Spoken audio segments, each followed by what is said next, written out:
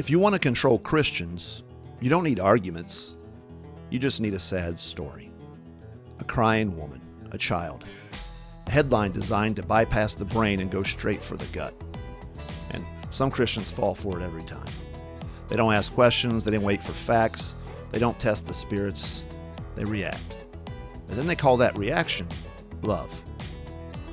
Today's episode is about why Christians are so easily manipulated, how empathy gets weaponized, and why emotional reasoning is destroying discernment in the church.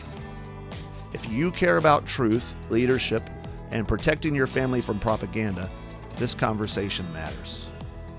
So, join me as we build, fight, protect, and lead. This is the Patriarchy. Sexist, racist, misogynist, homophobe. Patriarchy, patriarchy, patriarchy. I am the patriarchy. Do not be conformed to this world, but be transformed by the renewal of your mind, that by testing you may discern what is the will of God, what is good and acceptable and perfect. That was Romans 12:2.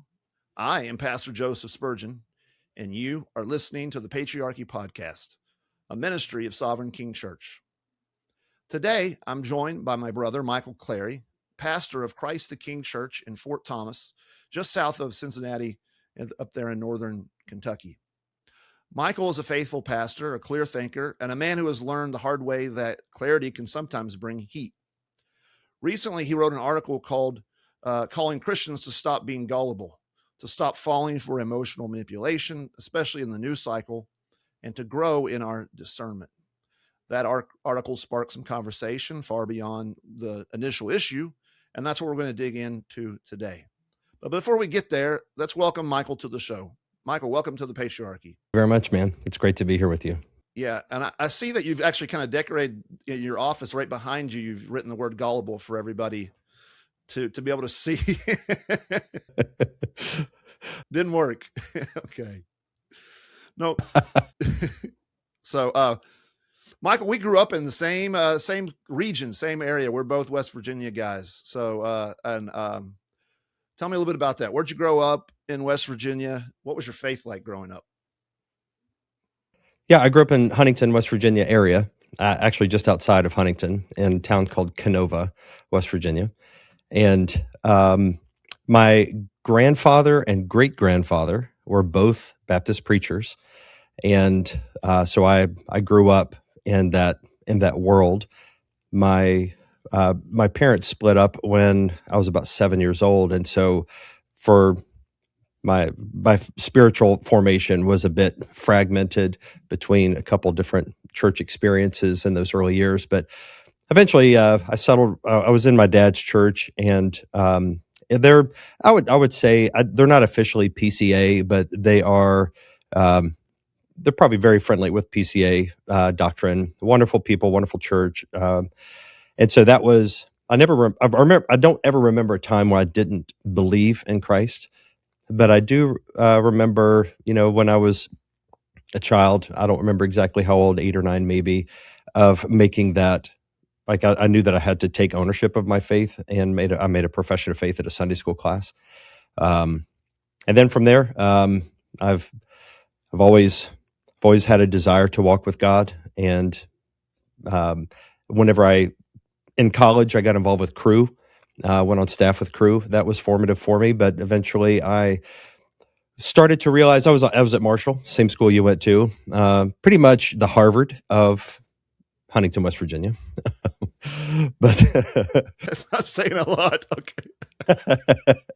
Well, it's like the only real college in Huntington. But anyway, I went to Marshall and got involved with Cru. But and then I went on staff with Cru. I was assigned to University of Louisville. And after about 5 years there, it became very clear to me, my heart for the church grew, and I became more and more disillusioned with campus ministry. And I just started to realize this is not where I belong at the least. And perhaps even more so, I started just to have major questions and reservations about that whole mode of ministry altogether. The way that we were operating, I just wasn't comfortable with it. So went to seminary, and the Lord called me into church planting, and that's how I ended up here. And where'd you go to seminary at? In Louisville, where I was with Crew. So that was convenient because I could do both at the same time, going to school while doing ministry. So Southern Baptist Theological Seminary there in Louisville. So I was just following your steps, like right behind you all the way, because you were in Marshall like right before I got to Marshall, I think. So you graduated Marshall, what, 1997? 97, yeah. I'm probably just a few years old. I'm 51, so maybe a little bit older than you. 45. So I'm right behind you. Then I went to seminary in Southern as well. But you, I heard you are related to Michael W. Smith. Is that? That is true. So Michael W. Smith, yeah, that is true. So actually, I'm off preaching this Sunday, and I'm going to be leading the worship while the guy who normally leads worship fills the pulpit for me. So we're going to trade spots this Sunday. Yeah, he was a role model growing up, Michael W. Smith, my first cousin. Did you go to his church in West Virginia? I did briefly. That was, so my stepmother, that was her church. So it's my stepmother's nephew. So her sister's son is Michael W. Smith. So it's not a blood relation. But she was very active in that church along with her sister and Michael W. Smith. And that is a big, deep roots in that church. So I was part of that church for a little while. But it was more just here and there. I'd go to their youth group, maybe do youth trips and stuff. But I was not like really entrenched as a member with my family there. All right. So, my brother leads the worship there now. So it's all. Oh, First Baptist Canova? Yeah. Yeah. How about that? That's wild. It's funny. A lot of overlap. Now, this is really our first time meeting. So it's a small world. Well, then you ended up in not Louisville. You ended up in Cincinnati. So how'd you get to Cincinnati? Did you plant a church in Cincinnati, or did you take over a church that's pastoring? Yeah, it was a church. It was a church plant. So to rewind the story a bit from where I was telling you earlier, what I loved about Crew was I felt like they were doing cutting edge kind of ministry where we're, taking the gospel to unreached places, difficult to reach places in the college campuses, trying, different strategies and creative outreaches. So I like that. That was fun. And I felt like I was being able to spread my wings and exercise some gifts. And so I like that part of it, but I was uncomfortable with how I felt like we were doing too much. We're kind of stepping on the church's toes. The best ministry we did was all the things that churches excel at. So we would have a weekly meeting. We would talk about the Bible. We would sing some songs, and we would form small groups. And eventually I was just like, well, this is just church. We're basically doing what churches do. So why do we have to do this separate thing? And then those kids would sometimes feel like, I don't need to go to church because I have church right here. And that was a big red flag. I was like, man, like we're doing something that is not helpful, not good. And so I pulled back. But around that same time, a friend of mine who was on a similar path, so he also worked for Crew, and he also had some similar feelings. And so he wanted to plant a church in his hometown, which was Louisville.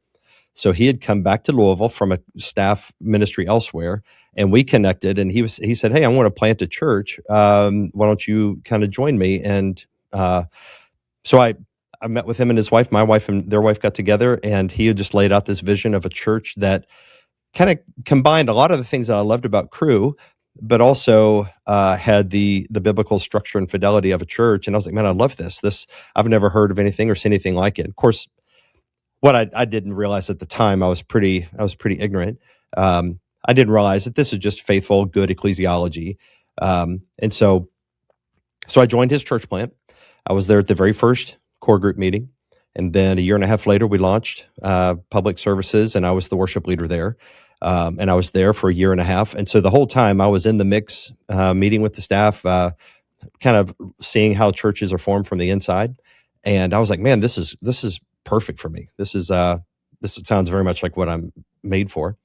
And so that church ended up sending me out to plant another church. And my wife and I were drawn to, she's from Cleveland, I'm from Huntington. So we're thinking, some place that's, relatively close to home.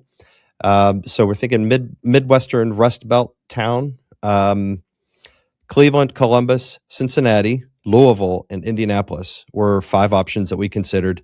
And as we narrowed it down, Cincinnati really stood out. And part of it, you mentioned earlier, Michael Foster, a mutual friend of ours.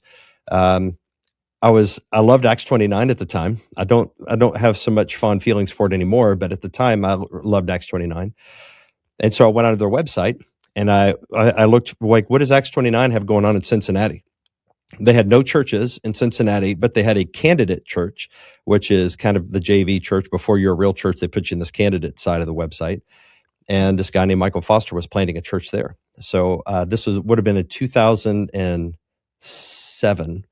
I just reached out to him out of the blue, and he said, come up, do a trip. So I stayed with him and Emily, my wife and I, and they drove us around, and we've been friends ever since, but that was a catalyst to bring us here. He said, come on up Cincinnati. We need more churches, and we planted a church, right down the road from where they were. And yeah, I've been friends ever since. And that was kind of what led us to Cincinnati, was those things.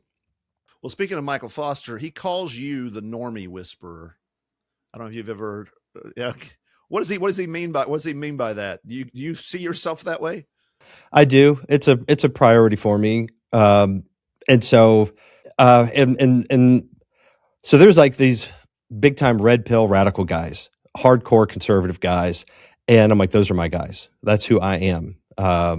But one thing that the Lord has taught me just about ministry is that good biblical doctrine can be scary, because we're with the world. And a lot of times we're just, what's comfortable is what's familiar.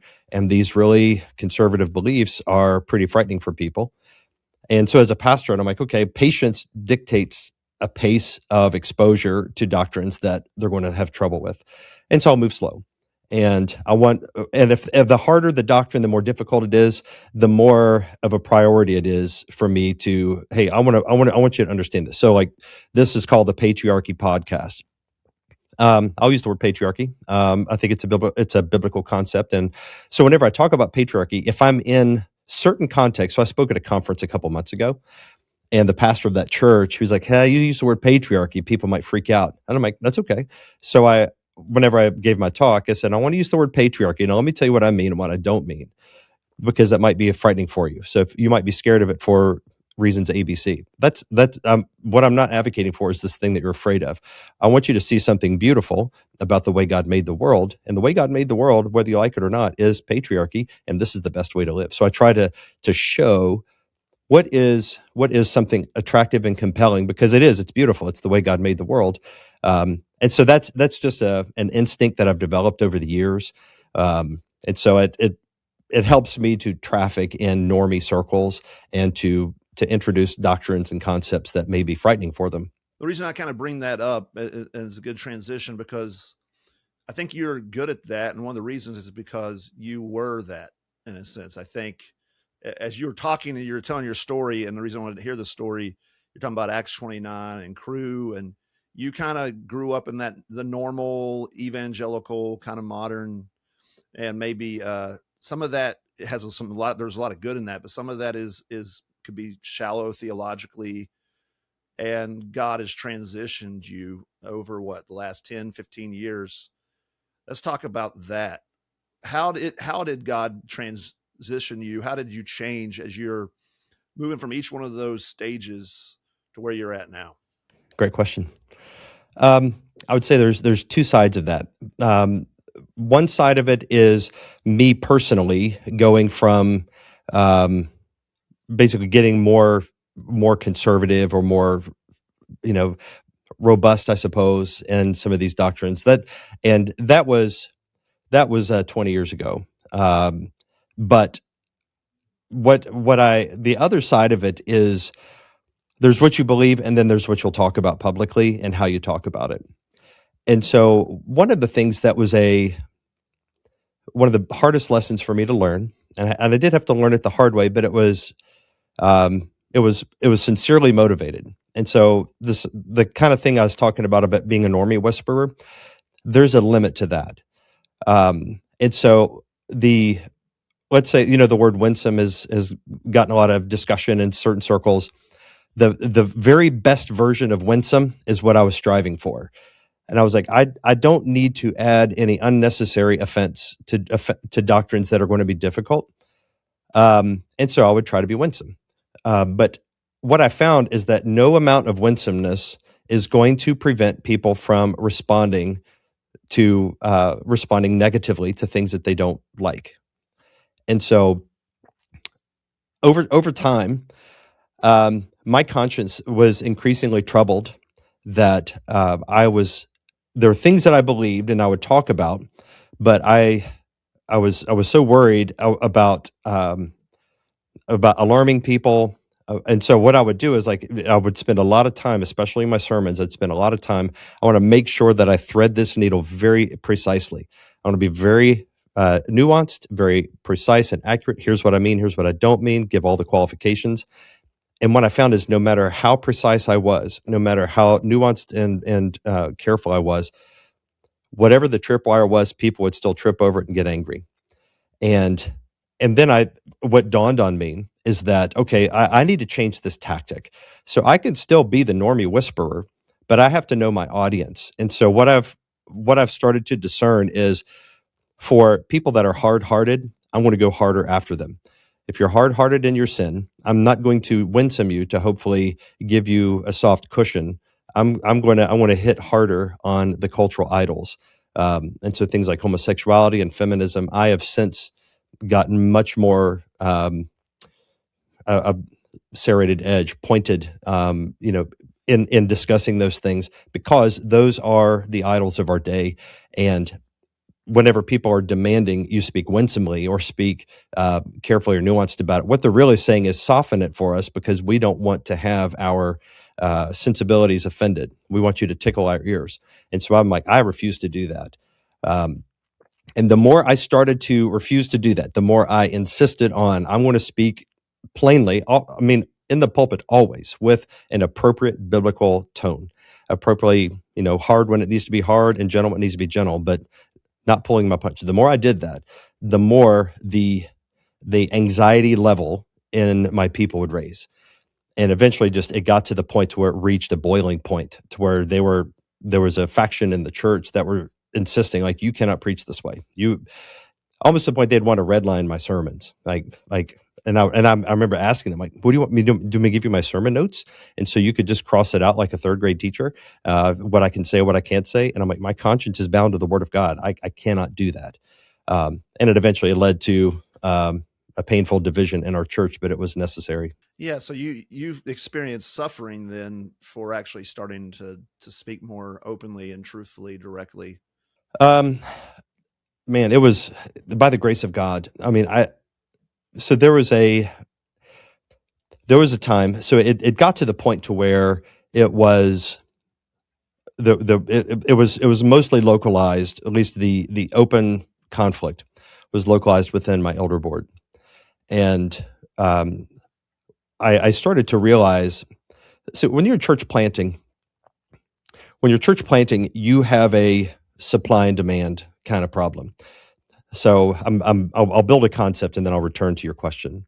So let's say you're planting a church in Papua New Guinea or some remote tribe.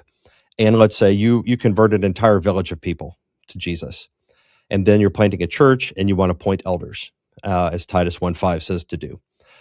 Well, you're not going to have an R.C. Sproul there in the mix. You're not going to have, some exceptional, godly, stalwart leader. You're going to have, this is who I got. And what I've got is the best available. This is one of the biggest pitfalls in church plants, is that you've got a supply and demand issue. You're a new church. You may have new believers, a lot of young people in church plants. And so if you want elders, you're usually having to pick people that 10 years later, you would have chosen different people, but you're picking from who you have there.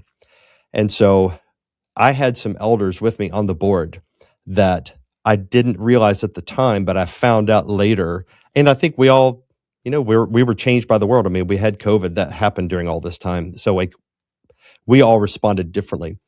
And so I had some of my elders responded very much in a Ed Stetzer, David French, Tim Keller, Russell Moore kind of way to all the things happening in that time.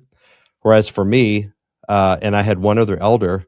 We're seeing what's going on, and we're like, "Whoa, this is."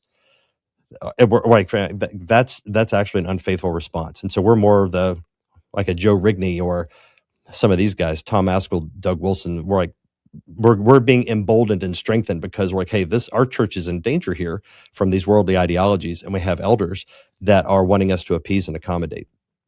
So it reached a point to where, personally, on the personal level, how I got through it, it is the most intense season of prayer and trusting God and fasting and spiritual just readiness, on my toes spiritually every moment, asking God every day for the strength to endure, to continue preaching faithfully. That's how I got through it. My church got through it. We could talk about whatever you would like, but just the headline of the story is like there was 4 elders that wanted to fire me for all of these reasons, not with any sort of legitimate cause, but for these reasons. But they gave it a good label.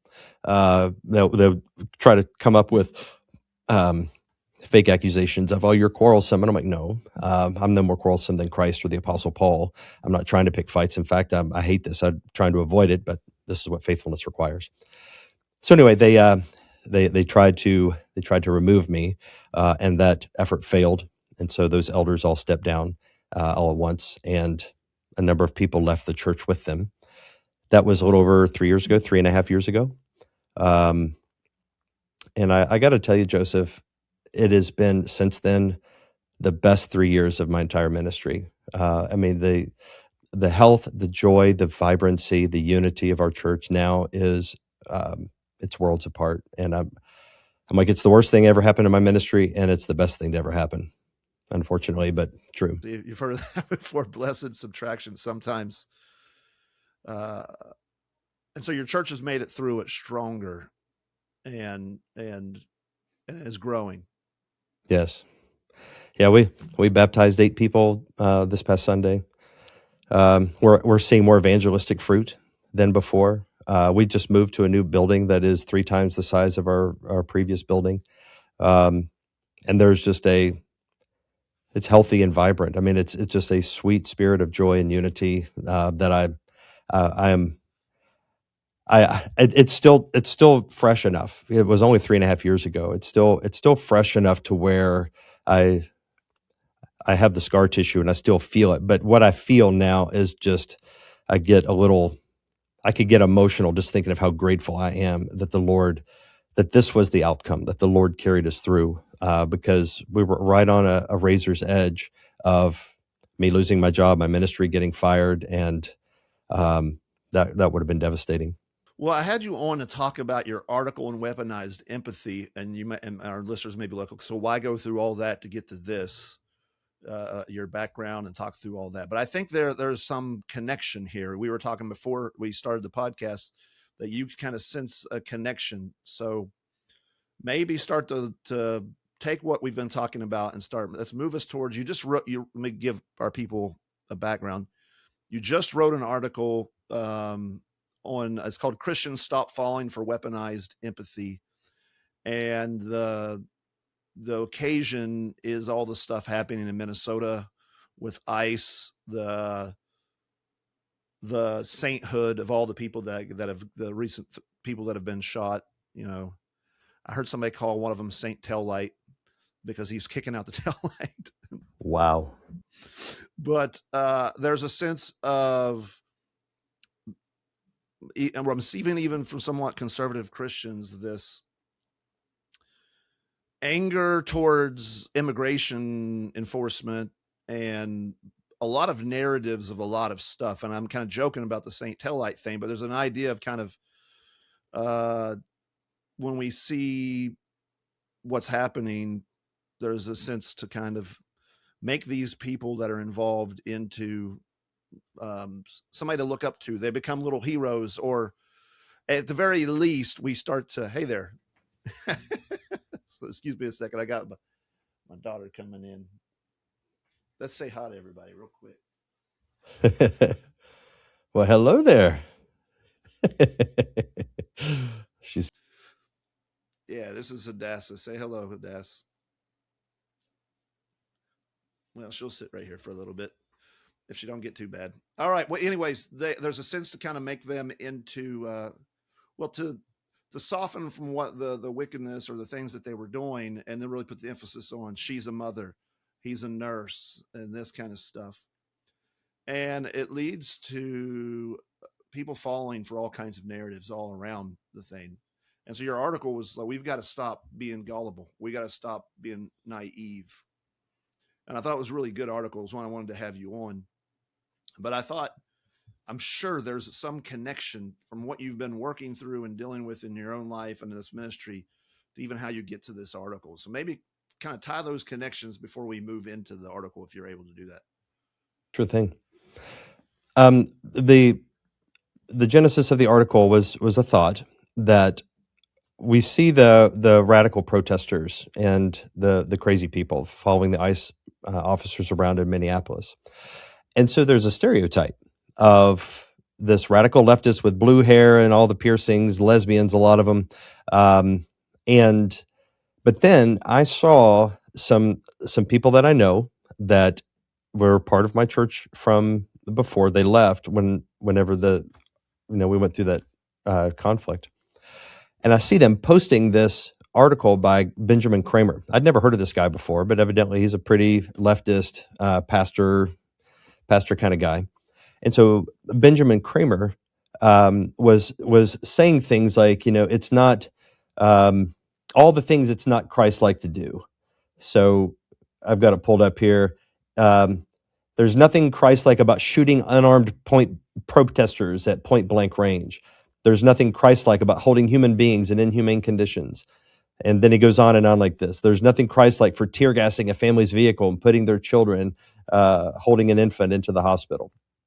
And I was just like, people that I know that are, godly people that are Bible-believing Christians, that they fall for this propaganda, and they think that just whatever the news says ICE is doing and whatever the outrage of the day is, they fall for it. And so I was thinking, they are providing cover for great errors that are causing harm, and they're doing it in the name of love your neighbor. They're doing it in the name of I'm just caring for people, the sojourner and the widow and the orphan.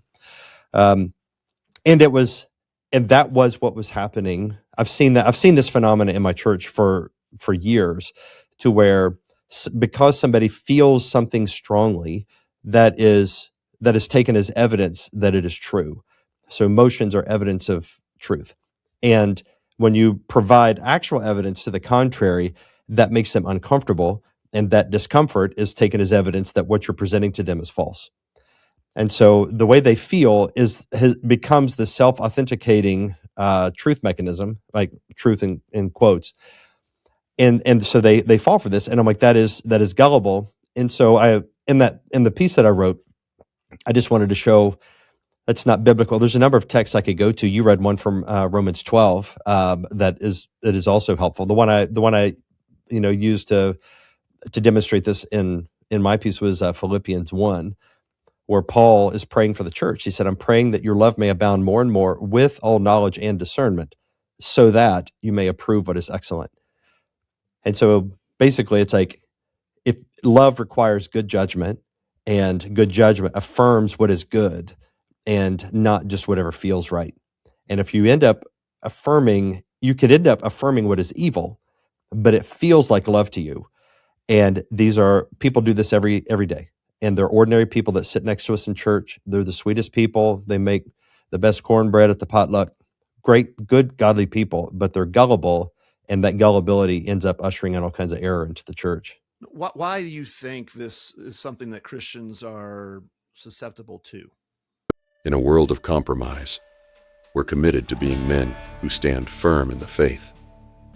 Men who lead with conviction, courage, and boldness. At Steadfast Cigars, we're not just here to make great cigars. We're here to ignite the kind of fellowship that inspires other men to lead well, leave lasting legacies, and build unbreakable bonds of brotherhood. That's why we're proud to partner with the Patriarchy podcast. So go to steadfastcigars.com order some premium cigars, and enjoy them to the glory of God. Brothers, remain steadfast and hold the line. I think it's a lack of strong doctrine in the pulpit. So you have people that are untaught. And you have people that in what they do get in the pulpit, a lot of times it's syrupy sweet, kind of feel-good messages. And so they end up developing this idea that God is a God of love. Now, we know that's biblical, but the love that they think that God is the same sort of sappy, sentimental love that they feel. And so when they hear God is love, that the love is more of a grandmotherly towards her infant grandchild kind of love. And there's no strength to it. There's no accountability. There's no power. There's no accountability. If it ever feels bad, I've been thinking of another piece that I want to write, just pain avoidance as a religion. And that is the way, like love, if it feels bad, if it ever hurts at all, it can't be love, because Jesus would never cause us discomfort. And that's, they call it love. And so they're enabling evil, and in their mind, they think they're loving. And but it's enabled by a weak pulpit, churches that just cater to the emotions. I mean, a lot of churches, this, like you go to churches and it's a big spectacle that is meant to drum up emotions, and there's very little thinking going on and very little discernment. But what Philippians 1 says is that love with knowledge and all discernment. So love plus knowledge plus discernment, that's healthy biblical love. Love without those things can just be sentimental well-wishing. I was thinking about this a lot yesterday. It comes back to the Normie whisper thing. So when you plant a church, you get to do what you want in one sense. But years later, any of the problems you can't blame on anybody else. If you come to a church and it was already established, you could at least get the last pastor you can blame. And so, when we started, it was a little bit different. We're just based from the beginning, if you will. We're, yes. Yeah. So Sovereign King Church. And it started off as we started off as abortion ministry, street preaching. So like we're gung-ho from the beginning. And so that gives us a certain kind of people that have come.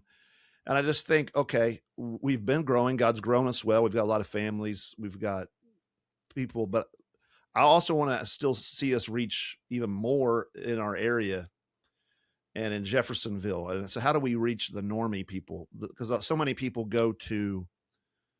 we have a church here called Northside and these big mega churches. And so I've been thinking about that and how they're able to gather people. And then I start thinking about, well, when I've talked with people from them and you talk about theology, it's almost like you could be talking to a brick wall. And I'm like, is it IQ? Are they just not able to understand concepts? What is going on? And I think a lot of it is this: they have been trained, they have been discipled in Christianity is about feelings primarily. And obviously it's our affections matter. We are to love the Lord with all of our hearts. We don't want a cold, sterile, frozen chosen, if you will, all intellectual and our hearts not moved. But, and I'm not sure where I'm going with the question on this, but how do we then not avoid the heart, but train up the minds of our people so that they're not susceptible to this manipulation? Man, I love that. I love that question. So we try to address this on the front end. I'm a big fan of John Frame. He has the tri-perspectival thing, and that I've always appreciated that because I felt like he was thinking holistically about the Christian life. And so for anybody tuning in that isn't familiar with that, tri-perspectival, just a fancy way of saying there are different modes of thinking, different modes of our Christian experience. And so, like, in a normal, ordinary church life, you might say, oh, it's head, hands, and heart. What you feel, what you think, and what you do. That's really at the street level what John Frame is getting at. And so in my own experience, I had little different seasons where I was in ministry environments that were dominated by one of those three. So whenever when I was in Huntington, I went to a Pentecostal church for a time, about 3 or 4 years. And I left the church because the doctrine was wacky. But I always remember these people prayed like nobody ever prayed. And they genuinely are passionate, committed. They love the Lord, and they are radical. Like they'll fast for 2-3 weeks. Just like they are really fired up about Jesus, but it is very heavy on the emotion. So that's the heart. But I left because I'm like the theology just got to be something I couldn't abide with. Then I was on staff with Crew, and Crew is very much, what are we getting done? The systems, pragmatism, building big organizations, and that is the parachurch equivalent of the megachurch. And a lot of megachurch pastors come out of parachurch ministries because they're just very good at systems and processes. But simple pragmatism alone is just going to be an empty shell. Christless conservatism, something like that. It's like they're just doing things, but without really the heart. Then I went to seminary at Southern, and it was very intellectually rigorous. So coming out of that, I was like, that became kind of a core conviction of mine that it's okay. Like, we're gifted in different ways, but as the body of Christ, we want to strive as much as we can to build communities where one does not come at the expense of the other. And so for us, the mission statement of our church is we exist to help people know, love, and obey Jesus as Lord over all of life. So we have the Lordship of Christ that is represented there, but the Lordship of Christ is expressed in what we think and in the affections and in how we act. And at any given point, we may be emphasizing one or another. And so I think that churches will always have a tendency to lean into a particular direction. So we're, as a Reformed Baptist church, people come to the church because they love doctrine. That is the leading edge of our why people come here. Usually they'll say something like, "I just want people to I want to go to a church that teaches the Bible," and so that's what we tell them. Like what we put on the website and in our advertising is just, if you want to be a part of a church that you're going to learn about the Bible, this is the church for you. But whenever they get here, we show from the Bible how your heart matters and your actions matter. So we're preaching from the Bible a lot about how our affections need to be aligned with the heart of God. So it's not merely good enough to do what God says, but it is even more important that you love what God loves and you hate what God hates. And if your mind is informed, your heart loves what the mind knows, and then you act according to the loves of your heart. And so Jonathan Edwards talked about how we act according to the highest inclination of our will, and that's our affections are oriented in that direction. Those are things that are regular diet of our preaching ministry that can help cultivate those. But it's something that I don't know if anybody else in my church is really tuned into this the way I am. I'm very attentive to what is our culture like, how are we operating, because I could see us kind of veering off in one way or another, and I'm always trying to manage making sure that we are growing whole disciples and not just big brain theologians. Does that make sense? That's good. Because when you bring it back to the discussion on weaponized empathy, I've seen some people say that empathy is a sin. And of course, depends on what you mean by that. I may or may not agree. So, and then you'll see then the pushback coming. For example, I don't know if you know, recently Hillary Clinton wrote an article pushing back on the pushback. And so should we just give up on empathy altogether, or what do we do? No, not at all. What's so strange, Joseph? People that know me well know that I'm a feeler. I feel things deeply. I am an emotional person, and so as a matter of Christian discipleship, I have just committed to the Lord to discipline my feelings. And so there are many times when I'll talk to Wade, my associate pastor, or somebody else, I'll just say like, hey, I'm really upset about this. I'm troubled by it, and my emotions are out of proportion to reality. And I need to confess that to you, and I need you to talk me off the ledge. And I know that eventually my feelings will line up with reality better. Um, but I'm the kind of person that feels things, and I care. I care for people, and a lot of times, and I can be aware in the moment what this person needs right now is a hard word.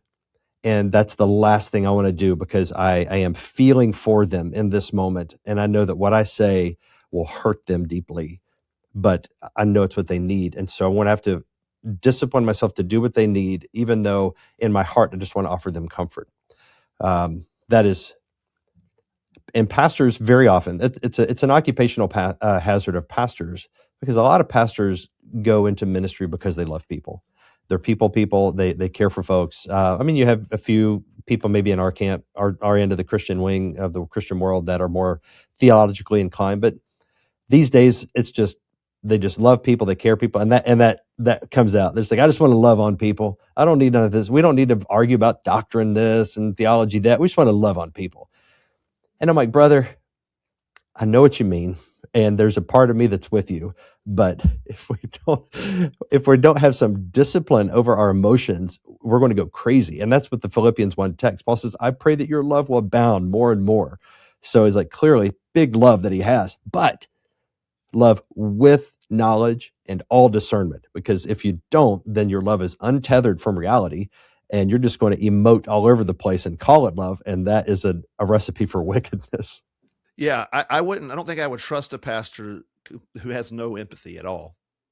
That's a psychopath. So or a sociopath or something.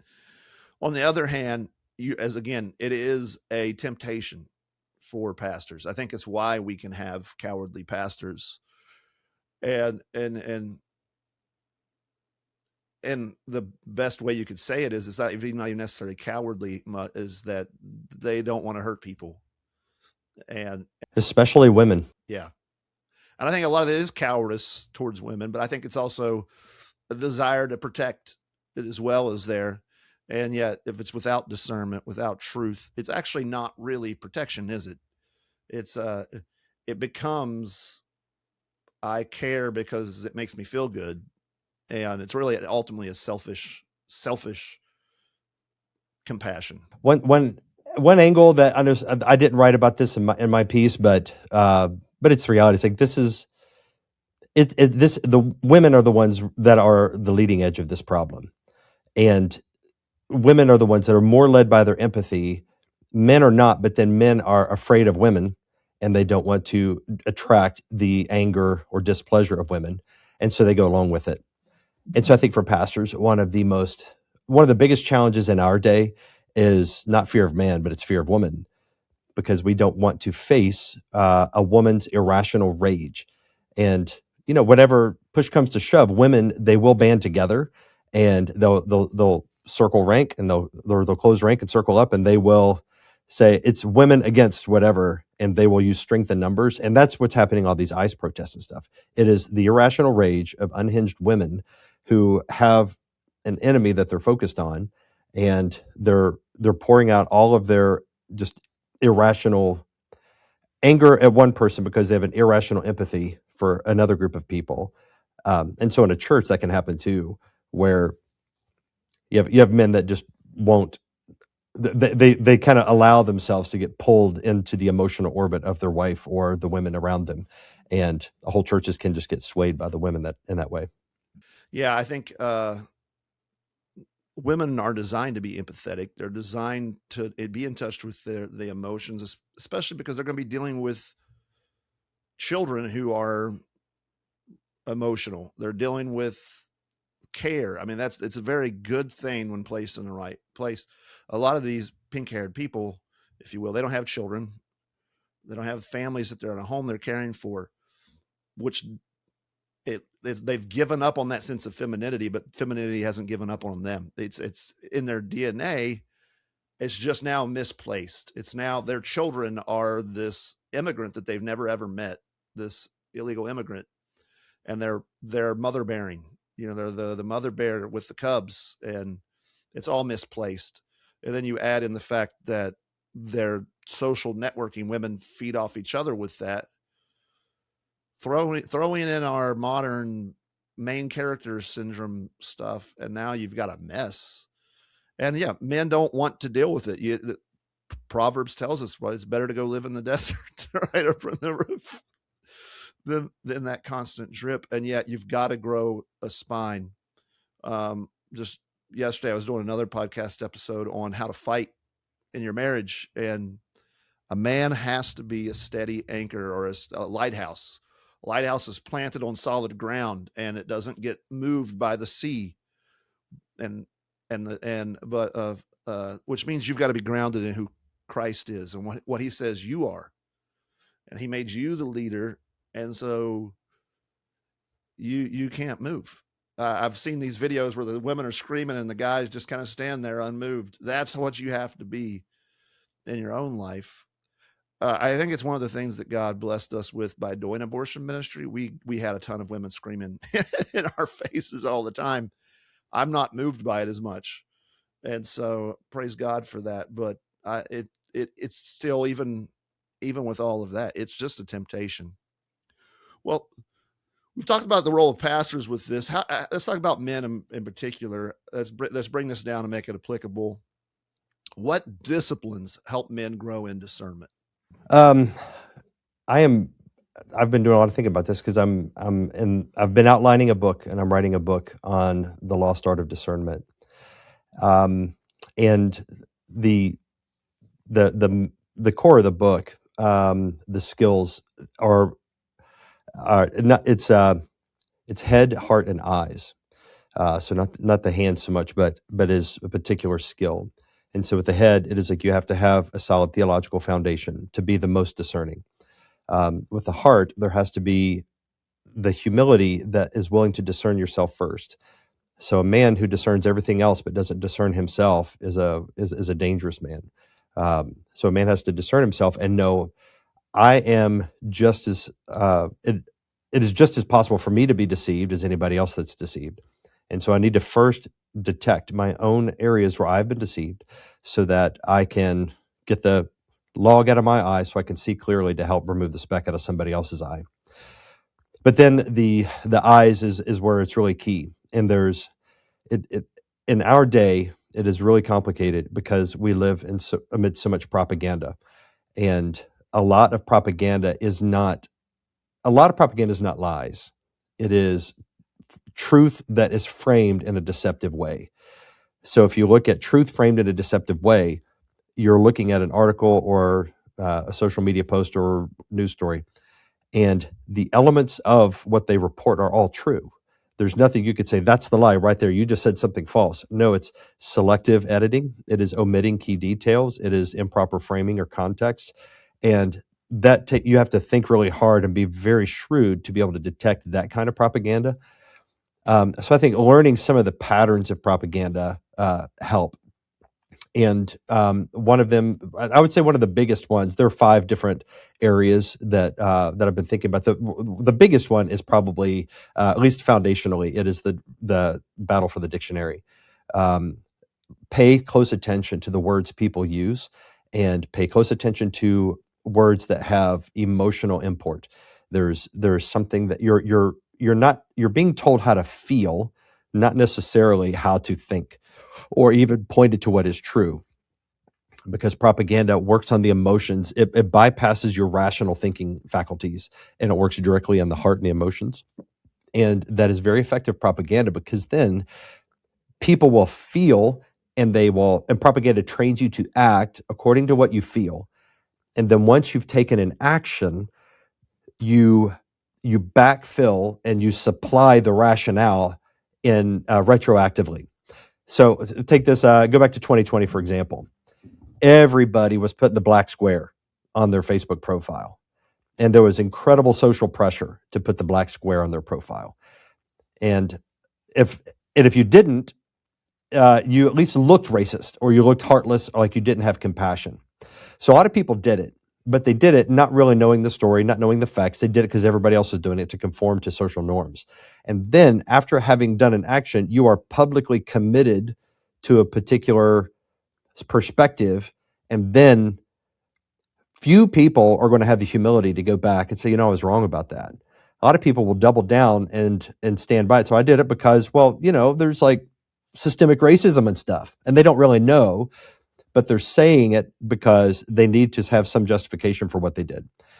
Propaganda works that way. Propaganda, it trains you to act before you've thought, before you've reflected, and it moves you emotionally. And so we have to train our eyes to see propaganda and to help our wives. So one part of our story I didn't tell you before that's relevant here. When we had different cities, we're looking for a Midwestern city. We wanted to go to an urban inner city environment because we wanted to reach Black people. Not just Black people. We wanted to plant a church that would reach a population that we were just like, there are very few solid Black churches. And we're like, I want a solid gospel witness for these people. And so we moved there, and immediately we noticed that there was a lot of pressure for us to go in with like socialism, Marxism, Democrat Party kind of politics. And I would connect with other pastors, and this is what they would tell me. It's like, to reach Black people, you have to do this. And I was like, I ain't doing that. But they'd kind of pressure us. And so over time, there was this, and this really came out. It kind of like the last vestiges of that died around 2020 with the whole George Floyd thing. And I'm like, and I felt angry. I'm like, I was never woke, but I believed some of the talking points and I was just like, I care about these people. I want them to know Jesus. And, they've been held back or whatever. And it's like, I believe some of that. And I got angry because I was deceived. But then there was this bit of panic because I'm like, well, I'm seeing things, but my wife, I don't know what she's seeing.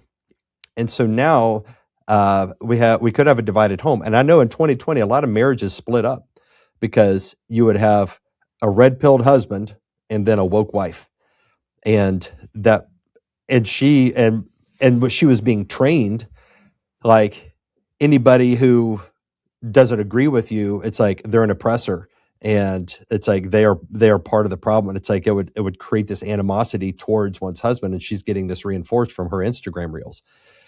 And so I was, and my wife she's a very level-headed woman, very stable woman, and eventually, praise God, it's like she and I are lockstep. We're very much on the same page, but it took finding resources in common that we could share together.